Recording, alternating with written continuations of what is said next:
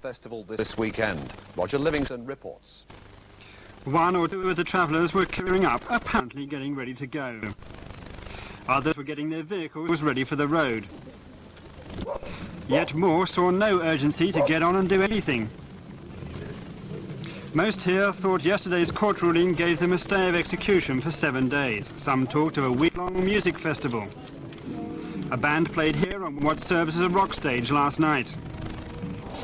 One or two who could get started decided to go, but the judge said this morning unless more began to leave today, they could be evicted at any time. Well, I think he has had to change his mind or he's going to get the sack. Because he spoke very clearly yesterday and saying that he's clarifying it and then changing entirely what he said. It's a load of cobblers, isn't it? Well, he's had a press conference saying that it was misinterpreted yesterday. You haven't got 7 days, you want to move on today. What do you think about that?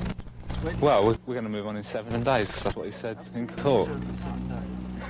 Yeah, I mean, if he said 7 days, I mean, what else did he mean? Well, I don't see why we can't have this site for a while, you know, and it's not as if there's that many local people around here in the immediate area, and the local people from the towns have been coming on here with food supporting us, saying, you know, if you've had enough, you can stay here for a while. That's the way they see it. I wanted to thank the people, the villagers which brought the clothes for all the children and that. They're nice clothes. Yes, me too. Local Conservative MP Patrick McNair Wilson visited Stoney Cross today to try and persuade the travellers to move on. I feel very, very, very sorry for a country who can't handle a small number of people like us. I feel so sorry for you all. Well, and I feel very sorry for all of you because the fact that you're in such a large group has attracted all this media attention, which you see they are being endlessly photographed and written about, and it is because it's the size of this group apparently floating the laws of this country, which is upsetting people. It's purely what we stand for. Flouting the laws of this. Well, meanwhile, police have been checking cars on the roads around the hippie site. They've warned anyone trying to drive to this weekend's festival at Stoney Cross to stay well away. Police have also set up a checkpoint on the road leading off the site. They're testing all the vehicles belonging to the hippies as they try to leave. There have been some arrests. Vehicles said to be unroadworthy have been impounded.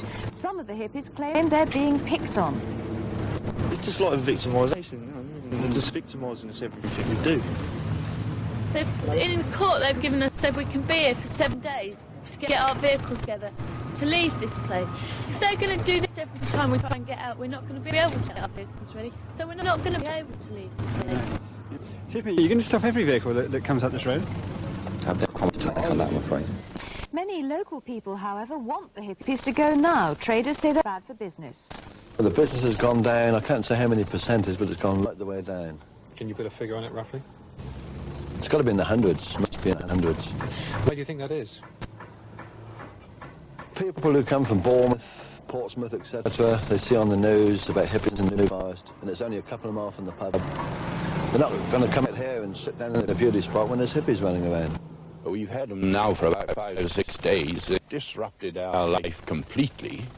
Those of us who've got animals are just stymied completely. I've had to lock my farm gates with tons of timber, which the merchant has brought in. I can't turn my animals out on the forest where they should be. So the sooner they go, the better. Would you like to see the Forestry Commission use their injunction now then and not wait another week? Yes. It's got to be done. So why not do it now than wait another, a few more days? Well, let's hope for a peaceful solution to that particular problem. Now they move their vehicles and leave the Stoney Cross site immediately. The warrant will be enforced. They had planned to hold a festival on camp this weekend. The judge said that the hippies should go and that there certainly shouldn't be a festival here before they do. Unfortunately, nobody told the hippies. Or at least they hadn't done last night. This afternoon, the authorities put that right. It was a sheriff's officer, and the message he and his big police escort had to the hippie colony was simple. Do as the court tells you and get out, or face the consequences. Unless you take steps to vacate this land forthwith, the warrant will be enforced, and you are strongly advised to start to leave the site immediately in an orderly, phased manner. But many of the hippies still say they're staying. 7 days! They were told 2 days ago the judge had given them a week on the site. Now they had to go at once. To them, the sheriff's officer was just another man with a megaphone, a legal document, and a lot of policemen. To the police, though, it was the last warning for the peace convoy. Leave the area. And we've just had this report from Andrew Taylor at the scene. From the start, the police had made it plain that they weren't interested simply in moving the peace convoy along. Some of the hippies had drifted away, but most had stayed and challenged the police to do their worst. This, in the rain at 5 o'clock in the morning, was their response. The makeshift tents were stripped apart and bleary-eyed hippies were searched by men from the drug squad. Some were marched off to the vans. Within a few minutes, the whole sprawling campsite was under the control of the police. No one paid any attention to the sheriff's officer, giving them the formalities of the eviction. Sheriff's officer, I hold a warrant for the possession of this land. You must leave immediately. There was anger and bitterness, but no resistance. There wasn't time, even if there'd been the inclination. Teams of police vehicle examiners were touring the site. Up to now, it had only been vehicles going onto the road that were checked. Now they went over all of them. Those that didn't pass the test were immediately impounded. Heavy lifting gear was standing by, ready to move them off the site. The hippies, tired, dejected and bitter, were shepherded briskly off towards the road. They'd already made arrangements for their children to ride off in one of the few legal buses. But for them, there was nothing but tea and scant sympathy from the police. 7 days and one court case after they'd arrived, the Stoney Cross camp had vanished. Arrested. In the words of the chief constable who organised their eviction, the hippie convoy has been decommissioned. It was called Operation Daybreak. Hundreds of officers from 4 different forces took the sleeping hippies by surprise at sunrise in their New Forest camp. Mr. John Duke, Hampshire's chief constable, afterwards declared himself well pleased.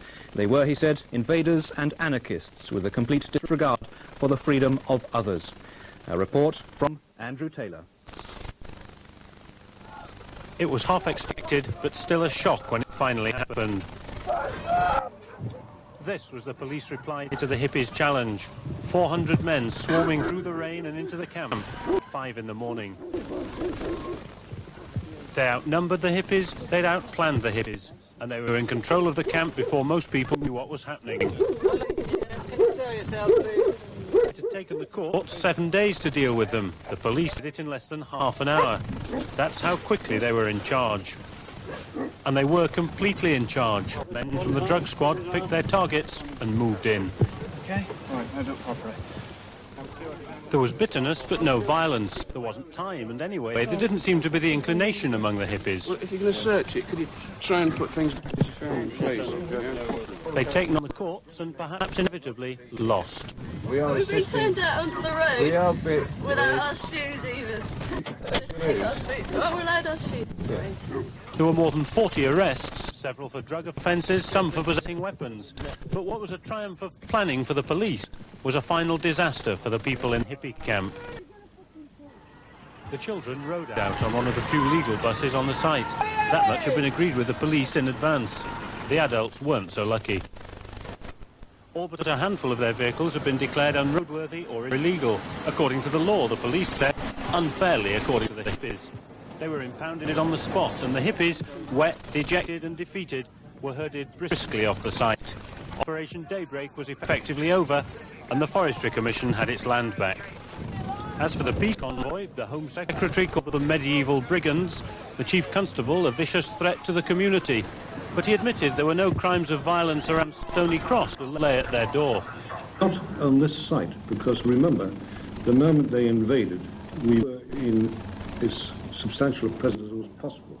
And we have never relaxed that ring around them. Our tactic should be to prevent, knowing full well that the strength in their threat was their size, their ability to move together. Many accepted a bus ride to social service reception centres for food and a free train ticket away. Others didn't. Oi, we go home, skeezer. We don't want your social bloody services. No, it's for you. They set out together on the long walk towards Glastonbury, a hardcore of about 100, without a home or even a firm destination, and with a heavy police escort.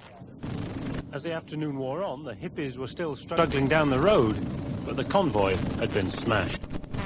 Owing to the music-loving hippies got left behind, such was the speed of the eviction. Most local people were pleased to see the back of them, but there were some exceptions. They hadn't packed up and gone. They had been forcibly evicted. And we feel very strongly, we think it's diabolical and disgraceful what happened to them. And a lot of local people feel very strongly. There were some last-minute handouts from locals. This lady was laden down with cat food. But for the hippies' vehicles, it was a one-way trip to a compound near Southampton. The police were taking no chances. Clamps were fitted to stop them being snatched back. More than 120 vehicles will be stored at this compound. They include cars, vans, caravans and motorcycles. All are either unroadworthy or untaxed. Meanwhile, the Forestry Commission say the Stoney Cross site should be cleared tonight and ready for campers by the weekend. But it will have cost them £30,000, not to mention all the disruption. The people who would have come have been denied their holidays. People who would be out here picnicking have not been able to do that either. Commoners run their stock on the forest, their ponies and their cattle, and obviously that's been at risk. Neighbours to us have suffered damage from dogs in pursuit of sheep. So there's been a lot of damage. Well, right now, the